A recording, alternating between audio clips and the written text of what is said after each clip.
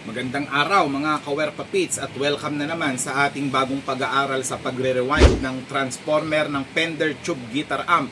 So ang model ay 65 Twin Reverb Amplifier, no? Pero bago yan, no, i-promote ko lang ang ating rewinding machine na vintage, no? Binebenta natin yan, and then at ang ating mga gamit sa pagre-rewind, magnetic wire, and then meron din electronic spare parts, washing machine, and electric pa, no? So ipopromote lang natin yan. At syempre hindi mawawala yung pa-shoutout sa atin ng ating mga ka-Werpapits, no? Ang Glorsonic Audio System from Compostela, Davao de Oro. So shoutout sir. At kay Skeptron, kay Ray, so shoutout sa iyo Ray. And then Aji Garcia, shoutout, no? Okay, so sisimulan na natin yung ating proseso ng pagre-rewind. Tara! Okay, so bago tayo magsimula, no, paalala ko na lang din, no, sa ating mga manonood, wag nyo na i-skip yung ad, no, para magkaroon tayo ng additional income, no, pang kapi-kapi ni Werpapits, no. Okay, so dito, no, pakikita ko lang sa inyo, no, yung pagkakalas ko nung transformer, no. Dito naman kasi sa portion natin na to, ang i-discuss ko maigi dito is yung pagbubuo, no. Pero dito, step by step, ayan, ni-note ko yan, no. So, ibig sabihin dito simula yung winding, ayan, pababa, and then papunta rito. Okay, so meron na rin yung mga gauge ng wire, and then yung timbang. So, ayan, 0.3, merong 25 grams. So, merong, ayan, mga 88 turns, number 28, kung ilang grams. So, nakalagay yan, para at least given yung ating, ating gagamiting magnetic wire. And then after natin ma-rewind, so ipopost natin yan yung mga voltahe niyan para kumpleto rikado yung ating pagre-rewind, no, at magkaroon tayo ng reference. Okay, so ito yung niyan, yung pinaka babin, ayan. Okay, so actually ang core niyan pag sinukat natin ay 1 and 7/8, so kulang-kulang 2 inches, no, pero yung babin niya nasa 2 inches din. Ayan, nasa 2 inches. So kaya ang ipapalit natin, ayan, 2 inches din, ayan. So gagamitan natin ng plastic bobbin, and then ang kanyang core ay ayan, 1.5, ayan. So kasya siya, no. Okay, so iisa-isahin natin yan. Ang una nating iwa-winding ay ito, ay merong 588 turns. Ayan, so 588 turns, 0.3, ibig sabihin 300 grams, gauge 23. So ayan yun, no, iwa-winding natin, isasalansan natin ng maayos. Okay? Okay, magsimula tayo ng pagre-rewind, no. Ayan, no, pinicturean natin yan, no. So ito yung una nating i-rewind, yung red. Ayan, so nandito CP11 and then CP12, and then base sa ating note, ang starting natin, yung pagsisimula ng winding ay CP11, ayan. At ang ending ay CP12. So kung saan siya nakapwesto, ayan, no, makikita nyo may picture. So CP11 yung starting. So dito tayo mag-winding, ayan, no. Okay, so importante din kasi yan, no, lalo na sa ibang transformer. May purpose starting, ending niyan. Okay, so 1, 2, 3, 4, pang-apat. So bubutasin natin yan, no, gamit lang yung panghinang. So 1, 2, 3, 4. So pwede na dito sa portion na to, ayan, no. Ayan. So ano lang yan, soldering. Butas lang, ayun, butas lang.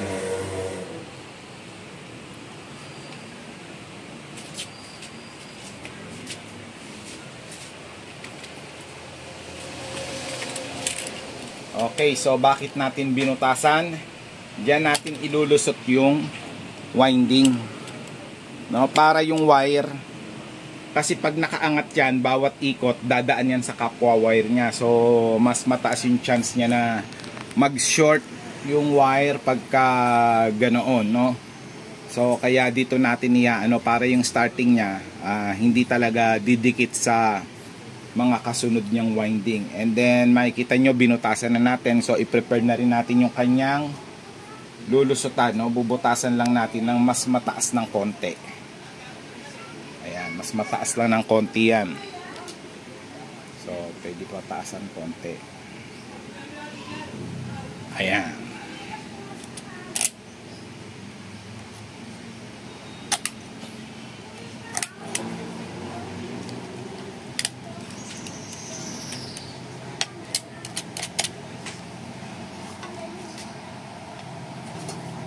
So ayan na yung pagdadaanan, no, CP11 and then 12, ayun. So may butas na siya. Okay, so sisimulan na natin salansan yung ating winding number 23. Ayan, so sisiro natin yung ating ating rewinding. Ayan, okay, so naka-zero na. And then starting natin is 11, so dito yan.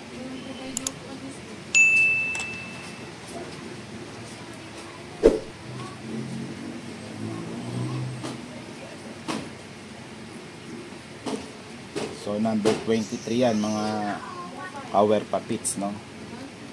Okay, so kailangan salansan ng yan, ng maganda. Ayan, no? Kasi maselan niyang di tubo.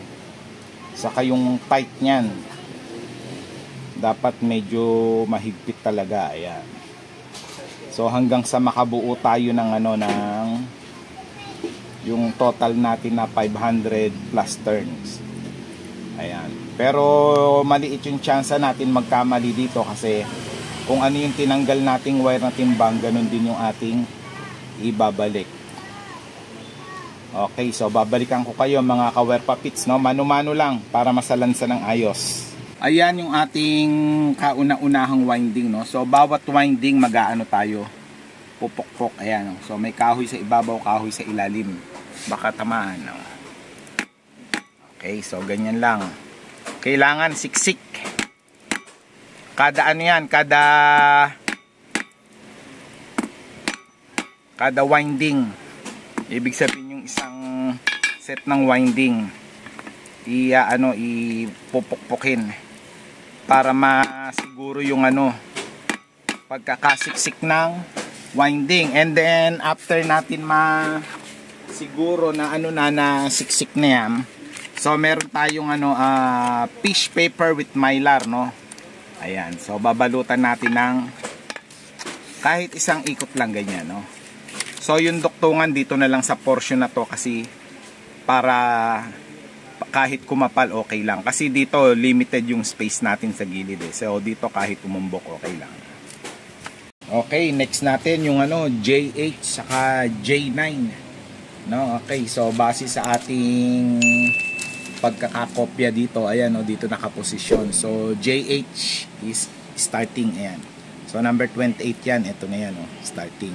So ang dulo niya nandito sa portion na to. So ganun din, isasalansan lang natin yan papunta dito, ayan, ganyan lang yan mga ka-wire papits, so tsatsagain nyo lang. So hanggang makarating tayo ng 88.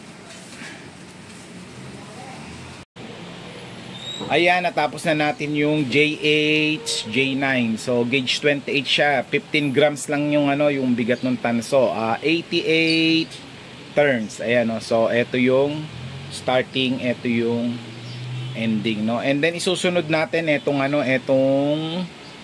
bipilar na gauge 18.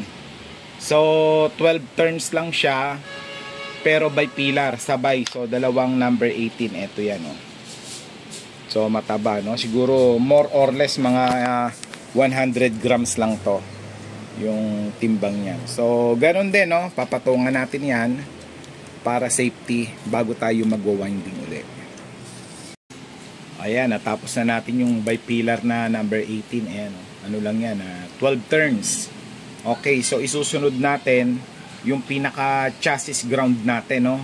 Normally yung iba nilalagay dyan yung lapad na tanso, yung plancha, parang plancha, ganun. So pwede rin naman yung magnet wire na nagagamitin nating chassis ground sa loob ng transformer. So babalutan lang natin to ng fish paper with mylar, ayan. And then nakalabas yung starting natin diyan, nakalabas. And then pupunuin lang natin. Yung dulo walang connection, nakatago lang yan sa loob. So yan yung pinaka chassis ground ng transformer. Okay guys, ito yung sinasabi ko sa inyong chassis ground. Ayan nakalabas lang yan. Didikit lang natin yan sa EI core. And then ito namang winding na to, ayan yan yung winding ko. Iwa-winding lang natin yan hanggang dulo dito. Bago yung dulo nito, walang connection yan, nakatago lang yan dito. Okay, kinabit na natin yung mga wire, no? And then ayan. So i-check natin one by one kung tama kasi nilagyan natin ng mga label yan bago natin i-reveal yung voltahe. Maya-maya lang. Okay, so CP13 ayun, blue or light blue. And then brown. J8. Okay, so J8 yan. Ito yung mga sakit na nakasinalpakan niya sa board. And then CP11.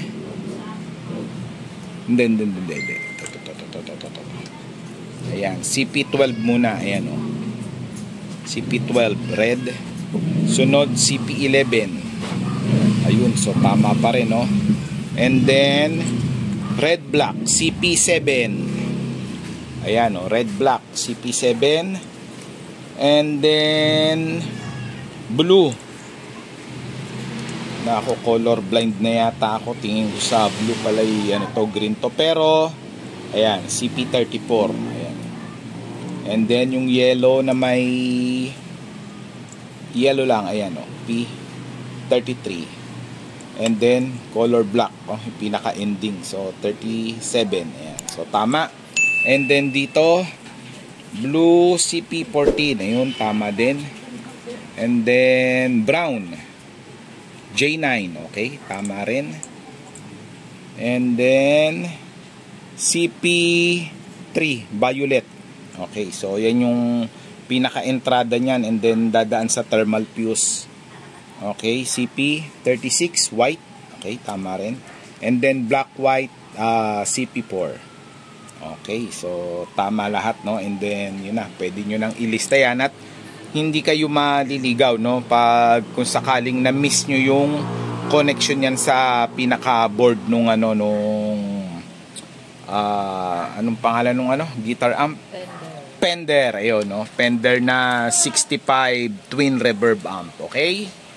Ayan magi-insert na tayo ng ng EI core. So ito I core, ito E core. So sa pag-i-insert uulitin ko lang isa-isa lang. Pupunuin muna natin ng ng E core bago tayo maglalagay ng I core. Ayan, salit-salitan lang hanggang sa mapuno. Okay, so itong wire na to, yan yung pinaka chassis ground niya. Okay, after ng effort natin ng pagsusukat natin ng voltahe, so finally ayan, tapos na and then inayos ko na rin yung kanyang kumbaga schematic diagram. Okay, so ayan nakalagay core 1.5 inches center leg and 1/7/8 ang thickness. So yun yung kapal and then ang pag-rewind nito kumbaga baliktad siya sa mga karaniwang transformer. So yung secondary niya ang nasa loob.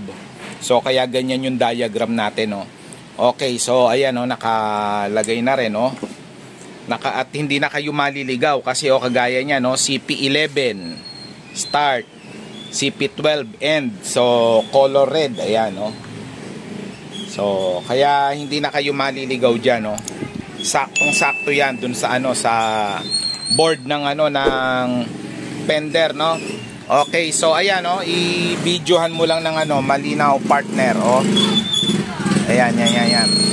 Kasi kakailanganin yan ng ating mga power papits Okay, so ayan ay tinesting natin yung kanyang 220 volts. Ayan siniris natin to, yung 120 saka 100. So siniris natin. Ang pagkaka-testing natin ay 216.8. 216.8 216.8. Pause mo muna. Okay, so ayan, no, tapos na natin yung transformer.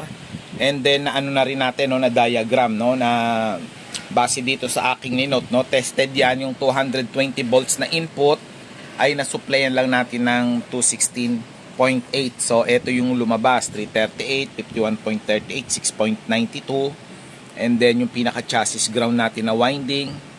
Ayan, so ayan na, oh. Pati yan, no, yung mga yung mga pin, yung mga salpakan doon sa board. So hindi na kayo maliligaw niyan, mga power papits, pati timbang ng wire, no. Pero ang ano ko lang dito, no, ang mapupuna ko lang sa transformer na to, masyadong maiksi yung winding, no. Kaya pala may mga nakikita rin ako sa ibang mga katropa natin technician na nire-rewind din to, nasusunog din, no. So maiksi talaga yung kanyang winding kumpara sa mga normal na transformer. So kaya siya mainit, no. So mas maganda rito kung kakapalan pa konti yung core para ma-compensate yung yung init niya. Okay. So yun lang mga Kawer Papits, no.